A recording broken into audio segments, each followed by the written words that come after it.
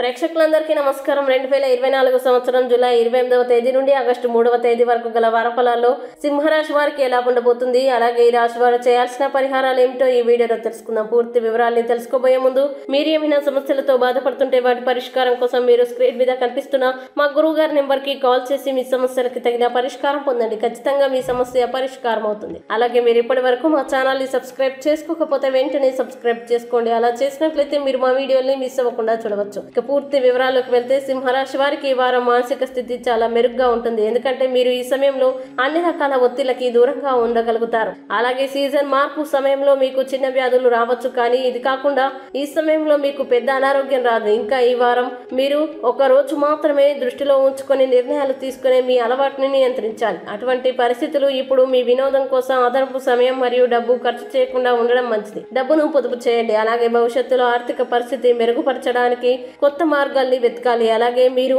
మీ సామర్థ్యం కంటే ఇతరులకు తరచుగా వాగ్దానం చేస్తారు. ఈ కారణంగా మిమ్మల్ని మీరు ఇబ్బందుల్లోకి నెట్టడం ఇష్టం లేదు, కానీ ఈ వారం మీరు దీన్ని చేయకుండా ఉండాలి. లేకపోతే మీరు మీ ఆధారాల్ని కూడా కోల్పోవచ్చు. అలాగే మీరు సాధించగల పనిని వాగ్దానం చేయండి, గాలిలో మేడలు కట్టకండి. ఇంకా ప్రభుత్వ ఉద్యోగాలతో సంబంధం ఉన్నవారు ఈ వారం పదోన్నతి లేదా జీతాల పెంపుతో పాటు కావలసిన బదిలీని పొందే అవకాశం ఉంది. అటువంటి పరిస్థితుల్లో మిమ్మల్ని మాత్రమే మరియు మీ లక్ష్యాల వైపు మాత్రమే ప్రేరేపించండి. అలాగే ఈ వారం చాలా మంది విద్యార్థులు వారి కెరీర్ కి సంబంధించి వారి కుటుంబాలు మరియు బంధువుల నుండి అదనపు ఒత్తిడిలో ఉంటారు.